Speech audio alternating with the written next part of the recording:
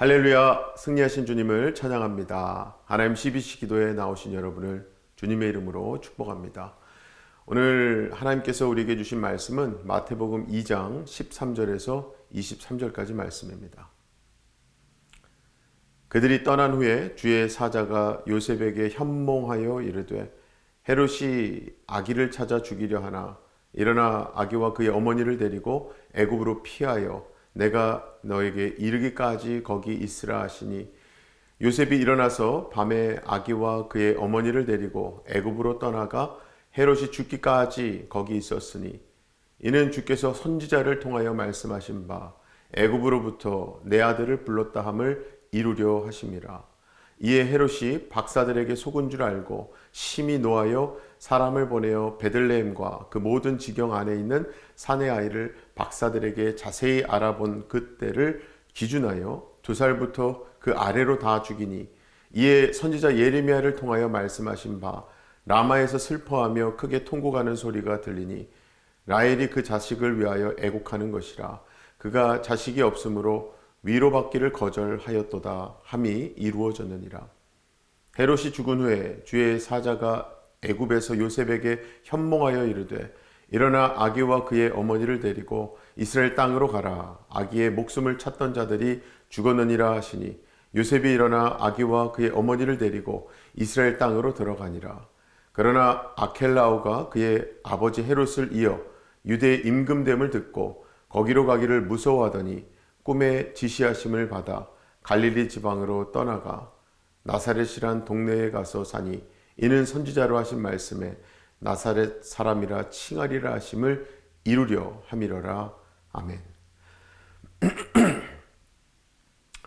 우리가 신앙생활을 하다 보면 이런 생각이 들 때가 있습니다.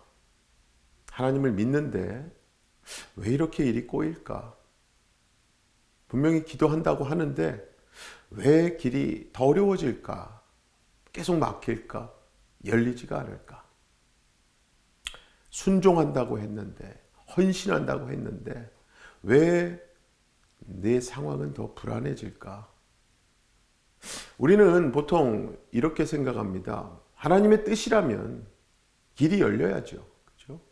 하나님의 인도라면 마음이 편해하고요.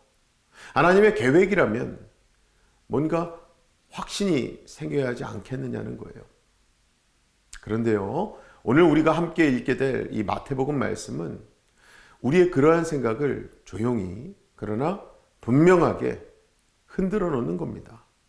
왜냐하면 예수님께서 이 땅에 오신 직후의 삶이 우리가 생각하는 하나님의 뜻과 너무 다르게 시작되기 때문입니다. 자, 일단 예수님의 탄생 이야기는 참 아름답습니다. 천사의 찬양이 있었습니다. 목자들의 경배가 있었지요. 그리고 그 유명한 동방박사들의 예물 드림도 있었어요. 그런데 그 다음 이야기는 어떻습니까? 도망입니다. 피신이에요. 위험, 위기입니다. 아이들이 죽임을 당하는 비극이고요. 낯선 땅에서의 기나긴 기다림입니다.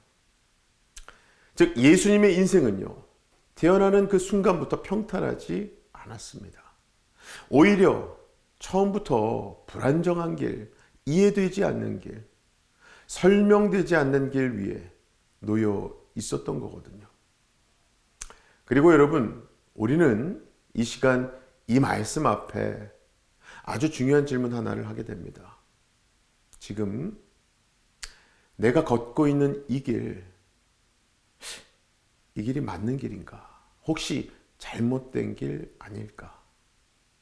아니, 내가 이렇게 불안한데 이 길이 정말 하나님께서 인도하시는 길 맞을까? 사랑하는 성도 여러분, 오늘 본문은 우리에게 분명히 말씀합니다. 하나님의 인도하심은 항상 편안한 길로만 오지 않는다는 것을요. 하나님의 뜻은 언제나 우리가 이해할 수 있는 모습으로만 나타나지 않는다는 것을 말씀합니다. 그리고 바로 그 지점에서 이 말씀은 오늘을 살아가는 우리에게 아주 큰 위로와 방향을 주는데요. 그 첫 번째 메시지가 바로 하나님의 인도하심은 때로는 도망이라는 모습으로도 온다는 사실입니다. 본문 13절을 보시면 이렇게 시작합니다. 우리 13절 함께 보실까요? 그들이 떠난 후에 주의 사자가 요셉에게 현몽하여 이르되 헤롯이 아기를 찾아 죽이려 하니 일어나 아기와 그의 어머니를 데리고 애굽으로 피하여 내가 너에게 이르기까지 거기 있으라 하시니. 여기서 우리가 주목해야 할 것은요, 하나님의 지시, 하나님의 명령 말씀이 그 상황에 대해서 싸우라가 아니라 피하라는 명령이었다는 점입니다. 여러분, 우리 예수님은요, 하나님의 아들이십니다. 즉 그분은 하나님으로서의 능력으로 헤롯을 손 하나 까딱 안 하고 무너뜨릴 수도 있으셨거든요. 그러나 하나님은 그렇게 하지 않으시더라는 거죠. 오늘 말씀에서 하나님은 요셉에게 그 대적을 제거하라가 아니라 아이를 데리고 떠나라고 말씀하십니다. 이것은 여러분 믿음이 약해서가 아닙니다. 왜냐하면 이것은 오히려 하나님의 구속 역사는 언제나 하나님의 시간표를 따라 움직이기 때문이라는 메시지예요. 자, 요셉도 보면요, 그는 지금 이유를 다 설명 듣지 못한 겁니다. 언제 돌아올지도 알지 못해요. 그는 그저 일어나라, 데리고 가라, 머물라 라고 하는 말씀만 들은 거예요.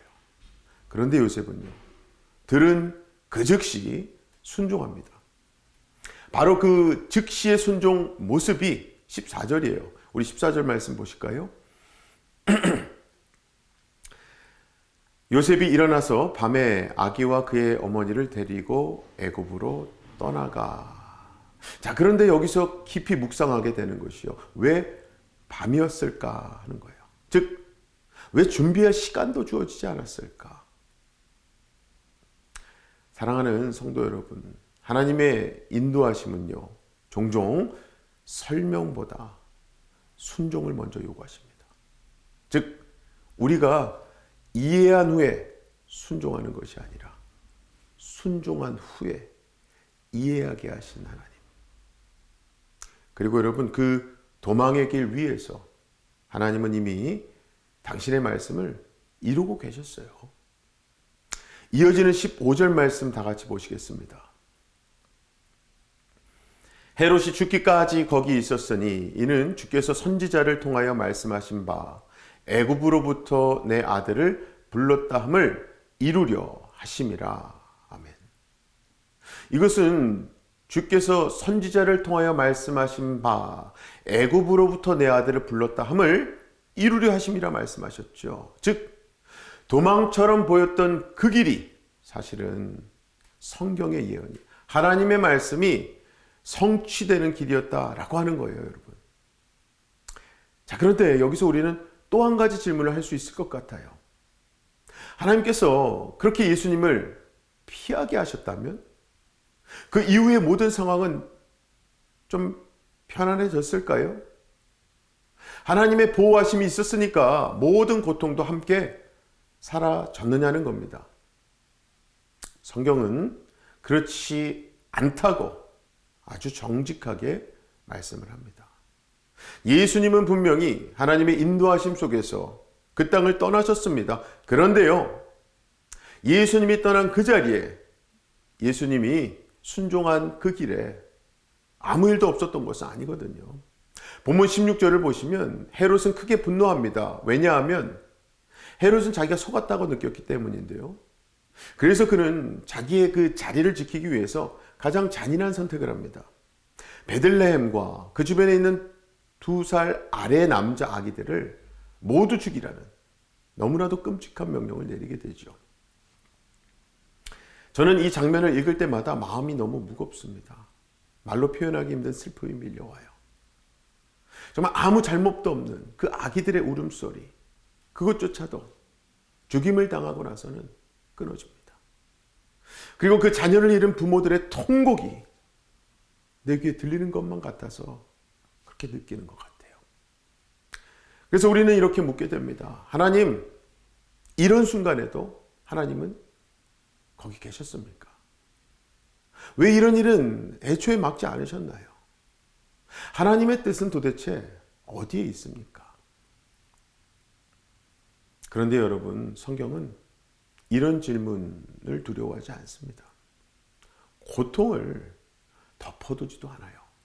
오히려 그 울음소리를 말씀 속에 그대로 기록합니다. 마태가 이 장면을 예레미야 선지자의 말씀을 인용해서 이렇게 설명을 했죠. 18절 말씀 다 같이 보시겠습니다. 라마에서 슬퍼하며 크게 통곡하는 소리가 들리니 라헬이 그 자식을 위하여 애곡하는 것이라. 그가 자식이 없으므로 위로받기를 거절하였도다 함이 이루어졌느니라. 이 말씀은요, 아무 일도 아니었다 이런 말이 아닙니다. 금방 괜찮아질 거야, 좀 참아봐, 견뎌봐, 이런 위로도 아니에요. 성경은 분명히 말씀합니다. 이 고통은 실제였고 이 눈물은 진짜였으며 이 슬픔은 하나님 앞에 숨겨지지 않았다는 거예요. 하나님이 몰랐던 게 절대 아니다라고 말씀하십니다. 그리고 성경은 여기서 이야기를 멈추지 않습니다. 이 비극 한가운데서도 우리는 또 하나의 사실을 보게 되는데요. 일단 당시 헤롯은 분노했고요. 그래서 그는 폭력을 휘두릅니다. 많은 생명을 해쳤습니다. 하지만 그가 끝내 이루지 못한 것이 있어요. 헤롯은 결국 예수님을 제거하지 못했습니다. 즉 헤롯은 아이들을 그렇게도 많이 죽였지만 구원자 예수님은 죽이지 못한 거예요. 그렇게 여러분, 세상 권력은 사람을 위협할 수는 있지만, 죽일 수도 있지만 하나님의 약속을 취소하지는 못했던 겁니다.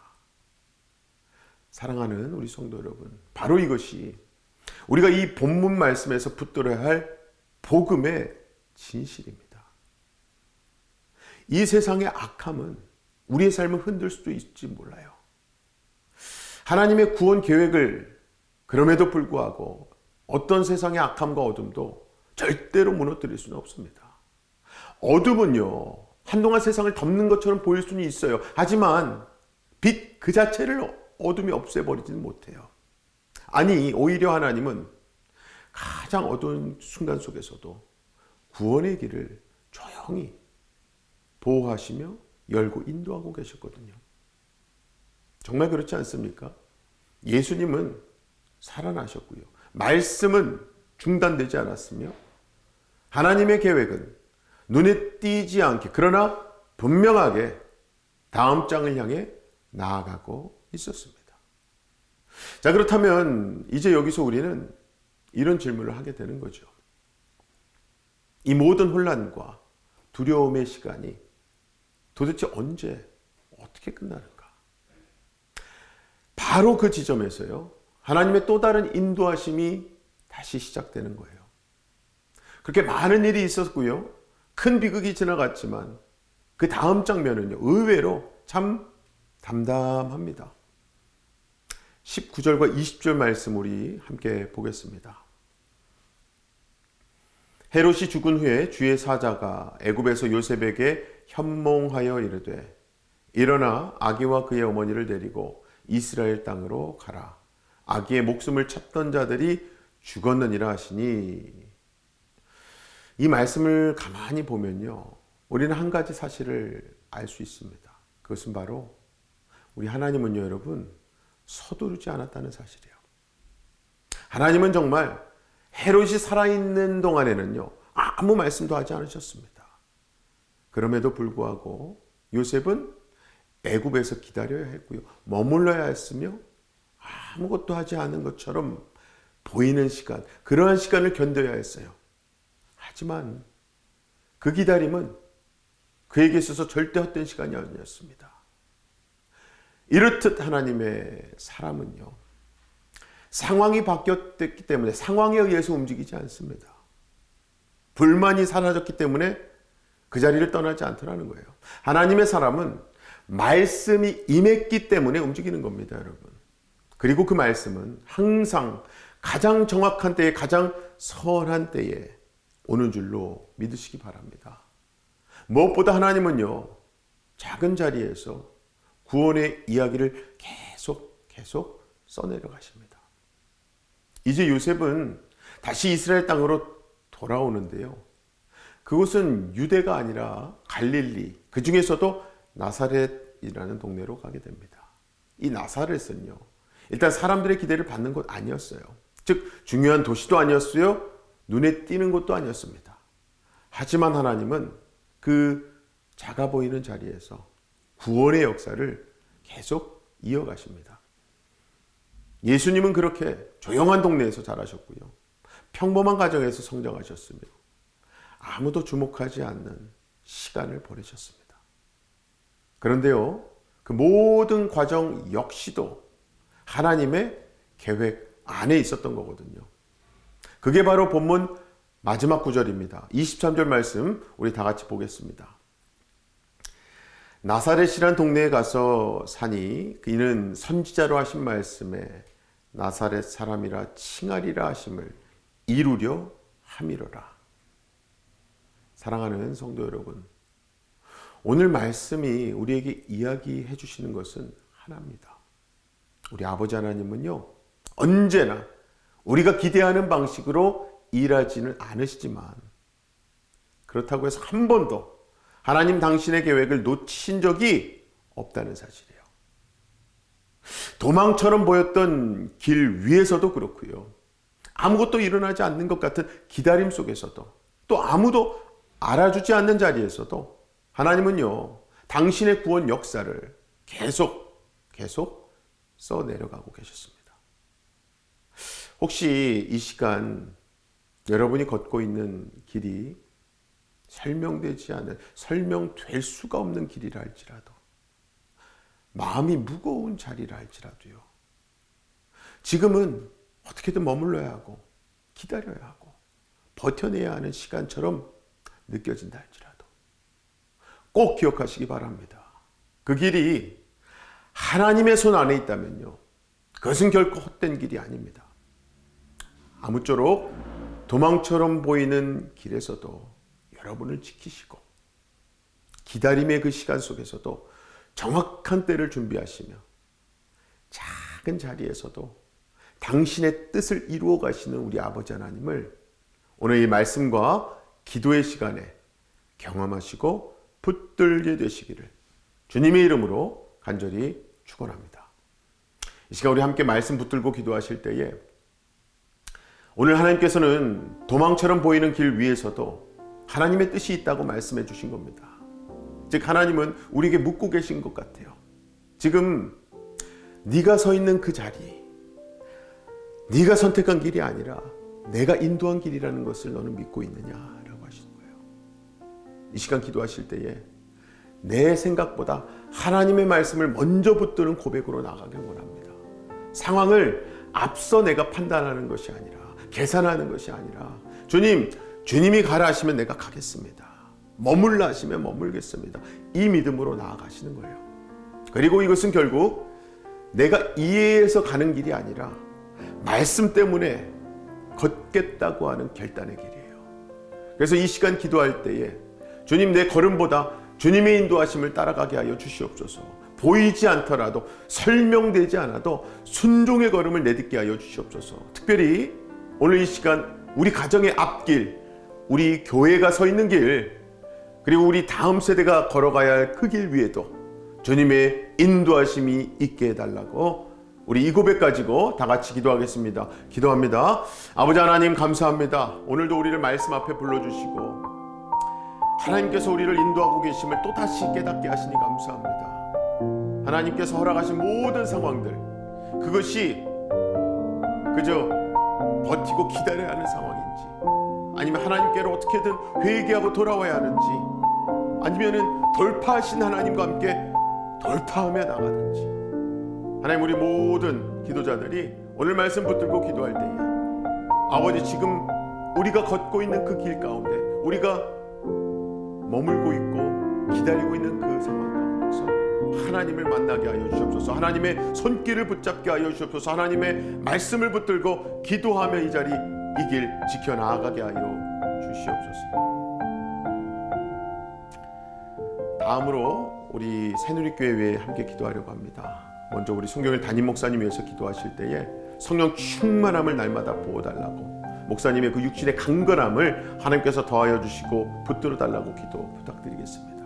또 그 곁에서 섬기시고 함께 하나님의 선한 뜻 이루어 가시기 위해 부름받은 우리 부교육자분들과 또 모든 평신도 리더십들, 우리 모두 다 정말 하나님께서 불러주신 그 사명 끝까지 감당해내게 하여 주시옵소서 기도해 주시고, 특히 하나님께서 우리에게 허락하신 비전센터 위에 하나님의 보호하심과 기름 부으심이 넘치게 해달라고, 그래서 그 공간을 통해서 우리 다음 세대와 또 열방을 향한 주님의 계획이 계속 흘러가게 하여 주시옵소서.